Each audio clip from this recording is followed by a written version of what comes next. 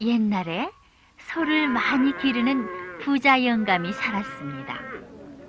이 부자 영감에게는 아들만 셋이 있었습니다. 귀여운 딸 하나만 있었으면 참 좋겠다.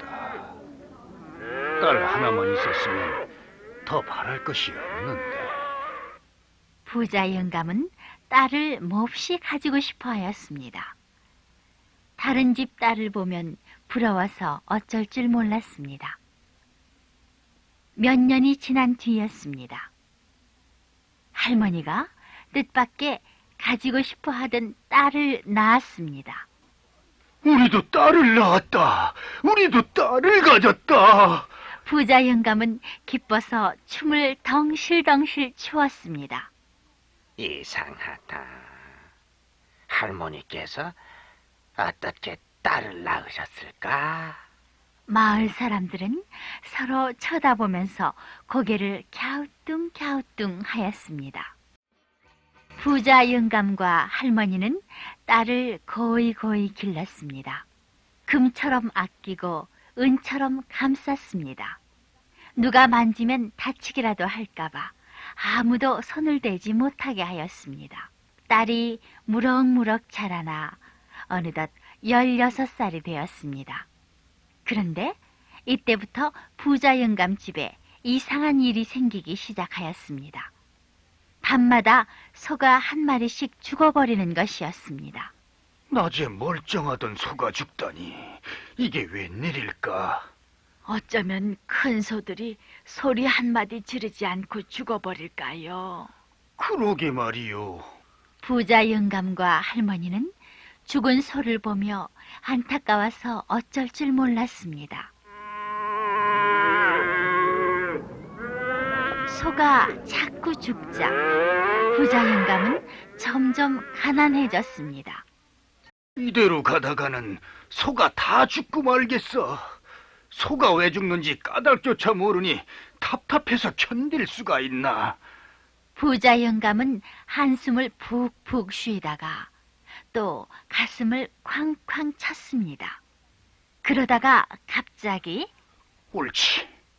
좋은 수가 있다. 부자 영감은 무릎을 탁 쳤습니다. 밤에 외양간을 지켜보도록 해야지. 부자 영감은 큰아들을 불렀습니다. 아버님, 왜 그러십니까? 하고 큰아들이 물었습니다. 콩을 한 대 볶아줄 테니 오늘 밤에 외양간을 지켜라. 소가 왜 죽는지 자세히 살펴보아야 한다. 부자 영감은 큰아들에게 단단히 일렀습니다. 예, 알았습니다. 밤이 되었습니다. 큰아들은 외양간으로 가서 볶은 콩을 먹으며 소들을 지켜보았습니다. 한밤중이 되자 세상이 쥐죽은 듯 고요해졌습니다.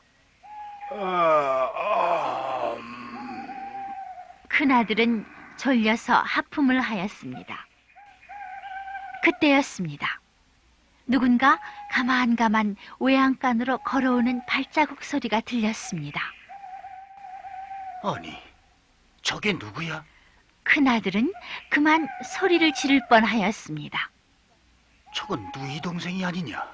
가만 외양간으로 걸어오는 사람은 틀림없이 누이 동생이었습니다. 큰아들은 숨을 죽이고 누이 동생을 살펴보았습니다. 누이 동생은 뒤를 한번 돌아보고 나서 외양간 안으로 살그머니 들어갔습니다. 어떻게 하려는 것일까? 큰아들은 눈을 더 크게 뜨고 살펴보았습니다. 누이 동생은 눈 깜짝할 사이에 소 간을 빼어서 먹고는 방으로 돌아갔습니다. 저럴 수가 있을까? 큰아들은 놀라서 한참 동안 멍하니 서 있었습니다. 날이 밝자 큰아들은 간밤에 본 것을 아버지에게 자세히 이야기하였습니다. 큰아들 이야기를 들은 부자 영감은 버럭 화를 내었습니다. 무슨 소리를 하느냐? 위양간을 지키라니까 졸다가 꿈을 꾼 모양이로구나. 아닙니다. 아버님 정말입니다. 듣기 싫다. 어서 쏙 물러가거라. 큰아들은 더 말을 하지 못하고 돌아섰습니다. 다음 날이었습니다. 이번에는 부자 영감이 둘째 아들을 불렀습니다. 콩을 한 대 볶아줄 테니 오늘 밤에 외양간을 지켜라. 밤이 깊어 졸리면 콩을 씹어 먹으면서 참아야 한다. 부자 영감이 단단히 시키자 예, 알았습니다. 둘째 아들은 큰 소리로 대답하였습니다. 밤이 되자 둘째 아들은 외양간으로 가 볶은 콩을 먹으며 소들을 지켜보았습니다. 한밤중이 되어 또 발자국 소리가 났습니다. 누굴까? 둘째 아들은 몸을 숨기고 발자국 소리가 나는 쪽을 살펴보았습니다. 누이 동생이 걸어와서 살그머니 외양간 안으로 들어갔습니다. 둘째 아들은 숨을 죽이고 누이 동생을 살펴보았습니다. 아니, 저런. 누이 동생은 눈 깜짝할 사이에 소 간을 빼어먹고 방으로 돌아가 버렸습니다. 둘째 아들은 입을 딱 벌리고 가만히 서 있었습니다. 날이 밝자 둘째 아들도 아버지에게 간밤에 본 것을 자세히 이야기하였습니다. 너도 똑같이 이야기하느냐? 졸리거든 콩을 씹어 먹으면서 참으라고 했더니 또 졸면서 꿈을 꾼 모양이로구나. 아닙니다, 아버님. 제 눈으로 똑똑히 보았습니다. 듣기 싫다. 내가 딸을 귀여워하니까 샘을 내어서 덮어 씌우려는 것이지.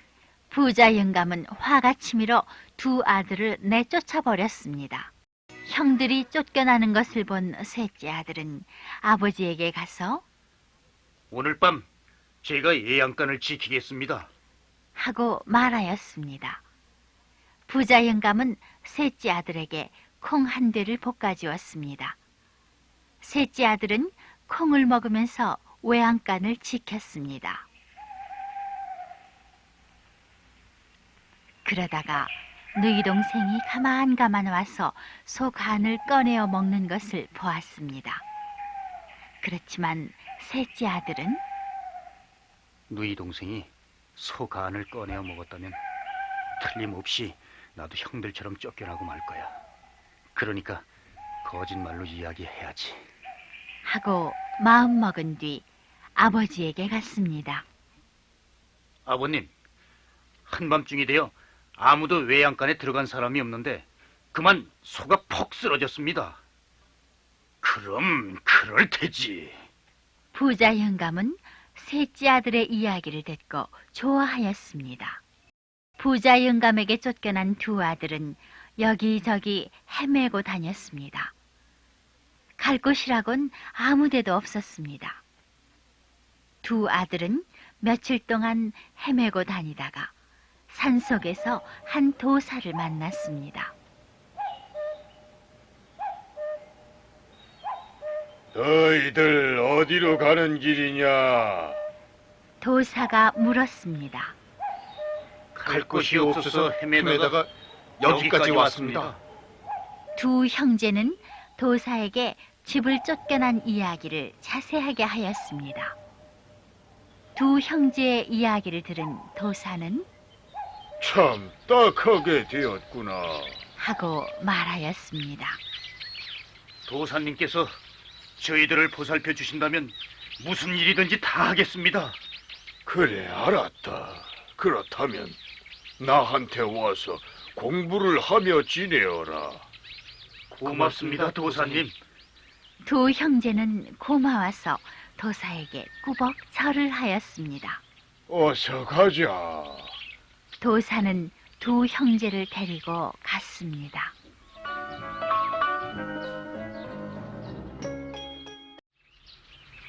두 형제는 도사의 시중을 들면서 열심히 공부하였습니다. 몇 해가 지났습니다. 두 형제는 집 생각이 나서 도사에게 집에 가고 싶으니 보내주십시오. 하고 말하였습니다. 벌써 몇 해가 지났으니 집에 가고 싶을 테지. 내가 병 3개를 줄 테니 가지고 가거라. 도사는 두 형제에게 물약이 든 병 3개를 주었습니다. 하얀 약이 든 병은 가시병이다. 빨간 약이 든 병은 불병이고, 파란 약이 든 병은 물병이다. 이것을 어디에 씁니까? 매우 위태로운 일이 있을 때 쓰도록 해라. 가시병을 던지면 병 속에 든 하얀 약이 가시숲이 된다. 이 불병을 던지면요? 병 속에 든 빨간 약이 불바다로 변하지. 또 물병을 던지면 병 속에 든 파란 약이 깊은 바다가 된다. 두 형제는 병 3개를 들고 도사와 헤어졌습니다.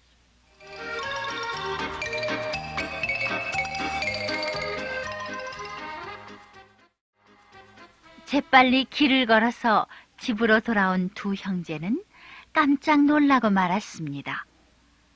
집이 텅 빈 채 지붕이 허물어져 있었습니다. 마당에는 풀이 가득 나 있었습니다.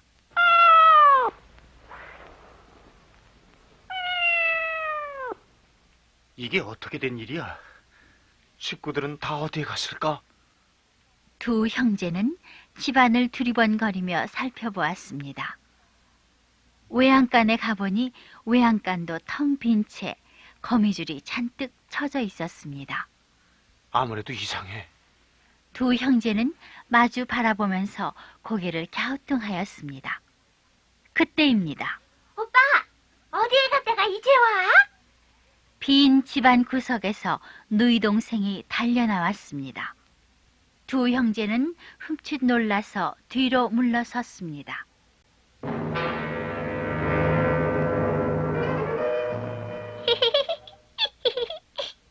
왜 놀라? 누이 동생은 두 형제 앞으로 다가섰습니다. 두 형제는 누이 동생의 눈을 보고 또 놀랐습니다. 누이 동생의 눈이 불같이 빨갛게 보였습니다. 두 형제는 정신을 가다듬고 누이 동생에게 물어보았습니다. 아버지와 어머니는 어디에 계시느냐? 아버지와 어머니 두 분 다 돌아가셨지. 그럼 셋째 오빠는 어디에 갔느냐? 셋째 오빠도 죽었지.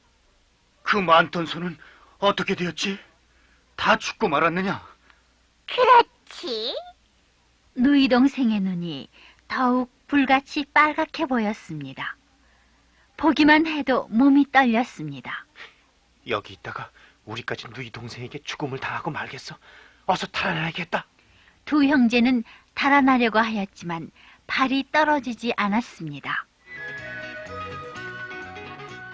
끼를 써야겠구나. 큰아들은 누이 동생을 보고 개울 건너 산 밑 옹달섬에 가서 시원한 물 좀 길어오려무나. 하고 시켰습니다.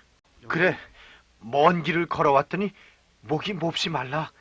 어서 시원한 물 좀 길어오렴. 둘째 아들이 또 재촉하였습니다. 누이 동생은 머뭇거리다가 그럼 재빨리 가서 물을 길어올 테니 오빠들은 방에 들어가 기다리고 있어. 안방에 들어가면 넓고 시원해서 좋아. 하면서 물동이를 머리에 이고 샘터에 갔습니다. 누이 동생이 샘터로 간 뒤에 두 형제는 이때다. 어서 도망치자.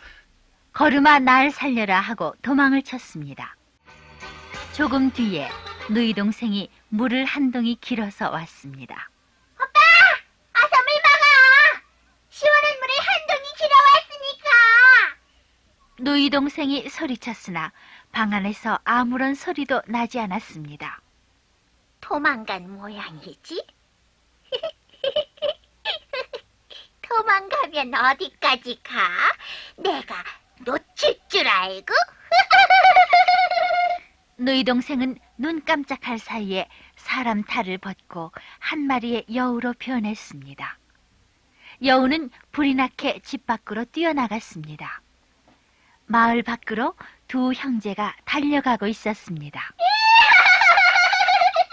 오빠, 거기 있어. 거기서. 여우가 뒤쫓아가며 소리쳤습니다. 큰일 났구나. 두 형제는 있는 힘을 다해서 다른 박질 쳤습니다. 어느새 여우가 두 형제 바로 뒤에까지 따라왔습니다. 큰아들이 여우를 향해서 하얀 약이 든 병을 던졌습니다. 병이 땅바닥에 떨어지자마자 가시덤불이 솟아올라 가시숲을 이루었습니다. 여우가 가시숲 속에 갇혀서 꼼짝할 수 없게 되었습니다. 여우는 온몸이 가시에 찔리면서도 허겁지겁 가시숲을 헤치고 나왔습니다. 이번에는 둘째 아들이 빨간 약이 든 병을 던졌습니다.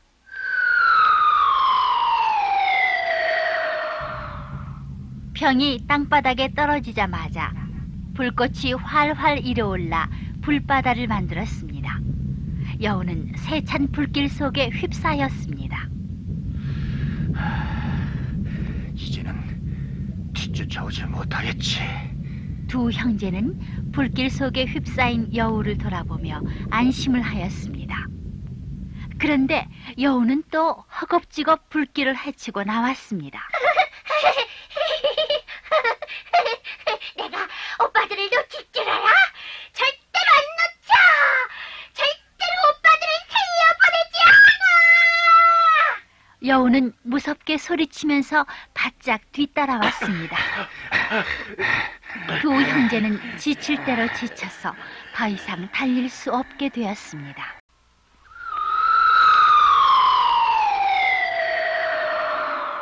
마지막으로 파란 약이 든 병을 던졌습니다. 병이 땅바닥에 떨어지자마자 물이 세차게 솟아올라 깊은 바다를 이루었습니다. 여우는 세찬 물결 속에 휩쓸렸습니다. 여우는 물결을 헤치며 허우적대더니 마침내 물속에 푹 빠져 올라오지 못하였습니다. 이제 살았다. 두 형제는 걸음을 멈추고 숨을 돌렸습니다. 그렇지만 귀여움을 받던 동생이 여우였다는 것을 생각하니 슬프기만